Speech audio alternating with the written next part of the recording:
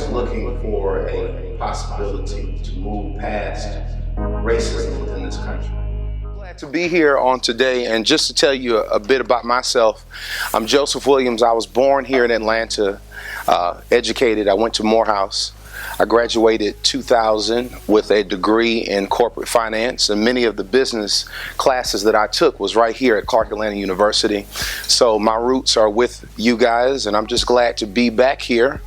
And I'm so excited for this opportunity that Pia extended to me. So I'm very thankful, of course, to be here. You may be wondering what Race Solutions is, and basically what this is the byproduct of a documentary that I produced, that I wrote on last year. The title of that particular documentary is Color Struck. We spell it with a K because K stands for kindred. In my sociology class, they were saying that the only race is human race. Yes. And that like black and white is something that we create like society.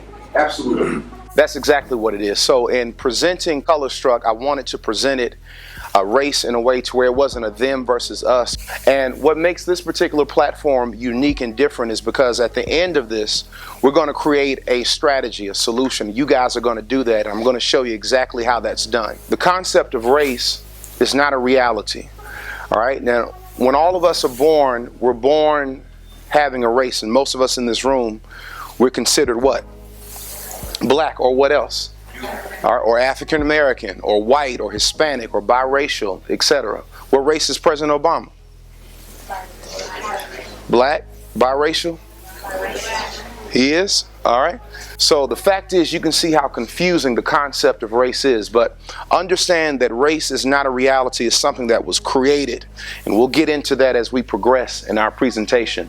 When you see all of these young people who are born, okay, all of these young people that we see on the screen have to select and decide what their race is.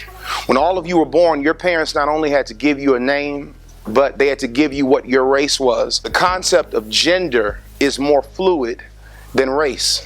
What do I mean by that? I'm a male. I'm a heterosexual male. And one day, if I made up my mind and say I want to become a female, I could do that. And socially, people must accept that, and in many different platforms. If not, all right, that individual can be accused of discrimination. However, our race, being black, being white, if I got to the point and say, I want to be white today, nobody's going to accept that. So if you think about it from that context, you can see that gender in our country is more fluid than even that of race. Is very, very fixed. Race became a system in France in the 14th century. And the reason why it was created, it was a caste system. When I say caste, can someone tell me what that means? Yes, ma'am. Hi, my name is Stephanie. Typically a caste system, it varies, but like from what we learned about in India, you are what your parents are, you are whatever class, whatever employment that they have, it is inherently delivered towards you. If you know and understand what a caste system is, that's how race functions in the United States, in our context here as being Americans. When you see eugenics, when you look at the etymology of the word "eu," like when you go to a eulogy, it means good word. So eugenics means good what? Genes, all right? What was Hitler looking for? He was looking for the Aryan nation. Now, in this concept, all right, we're kind of building up to the black and white paradigm. But basically what he was doing is he was looking for a pure-blooded Aryan, which is the features of the individuals that you see in the top right and the top left. Blonde hair, blue eyes, a certain stature. There were breeding houses all over Germany to where you had the perfect female and the perfect male in order to have a perfect type of offspring. So we see the concept of Hitler using this concept of race, all right, and these different breeding farms. Now, Now, the first question that we're going to use to start you talking is, what is the worst issue of racism you have witnessed recently? And let me tell you what you're going to do. You're going to talk as a group, and whatever the best one is or the most powerful one, that's going to be what you write in one sentence on your particular piece. Let's move to question 2. What is the underlying issue that perpetuates issues of racism within the city of Atlanta as you see it? Again, let it be a collective answer. All right, let's go to the next one. We're going to keep it moving. What can students of CAU and the AUC do for the 2015-16 school year. And the reason why we say that is because when this strategy that comes from this room is planned and implemented, it's not something that we can do this year, of course, because the year, of course, is over. So I want you to be thinking in that context. 4, if this never happened again, it would greatly improve race relations in the city of Atlanta and local community. What is the this? 5, is our country less racist as a whole since the election of President Barack Obama? Why or why not? All right, that's how you're going to write it. It's going to be just one sentence. We have 10 questions, right? The first 5 we did, the second 5 should have 1B, 2B, so on and so forth. Go ahead and hit enter to where we have 10 groups with these long paragraphs under that particular picture. I'm going to give you a couple of minutes with your group after you hit enter, and you're going to vote on who has the best one. Y'all give it up for the intellectual assassins. All right. Instead of how most people from the outside would think that initially we would all be able to somehow agree, that's not truly what happened. We had to isolate issues and say how we can fix them from an individual standpoint, and then see how that group could collectively come together and do it.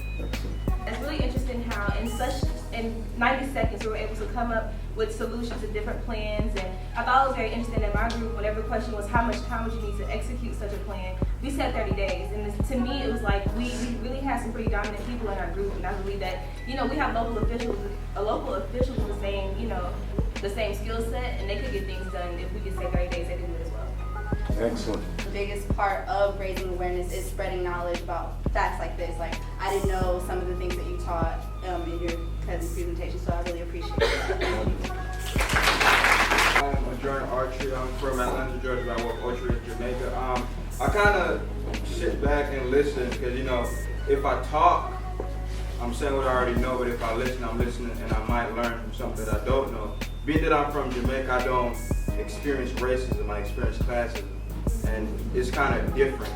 I don't know what to say about racism. It's just, you know, I just try to learn from it. In our group, what we really found out was that there was a lack of understanding and a lack of knowledge within the African American community as well as the communities in general. So we just wanted to share our idea, which was an event called If You Really Knew Me, where we would have different people from different spectrums come together and just tell their stories. Because I think the problem is so many people judge someone by their actions, but they don't know why they did that in the first place. So we thought if we had that event, it'd be a good way to just understand everyone, and no matter race or class or anything, just figure out why they are the way that they are in general. So thank you. All it takes is our heads coming together and saying, yo, we want to do this big, make it happen. So thank you.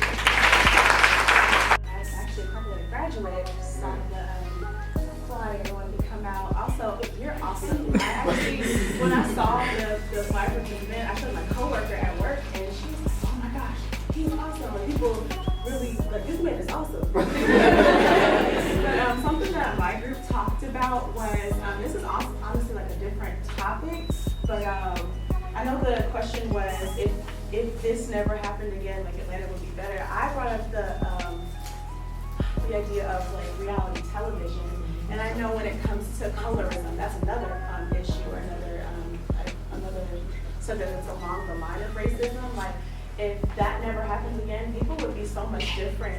Or if it never happens at all, people would be different. If you think about stereotypes in the AUC itself, how women of Spelman carry themselves, how women of Clark Atlanta University carry themselves, like a lot of issues that we carry on our backs, and a lot of issues that we walk around with stem from the images in the media that are played out every single day. There are women, like, we talked about something about if you take TV and you take a group of black women in the medical field, the preacher's wives, the Atlanta wives, there's different groups, but if you didn't put them together, you didn't have them fighting, you didn't have them loud, you didn't have all these different stereotypes of black women, things would change and things would be so much different, and people wouldn't portray black women for black people in a certain way.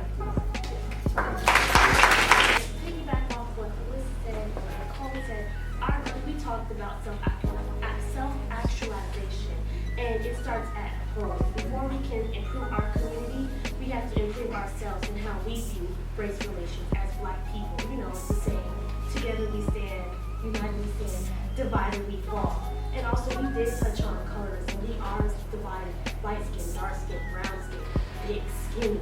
So I believe, well, we believe that it starts now. One final comment, and I promise I'll hush. But thank you all for having me.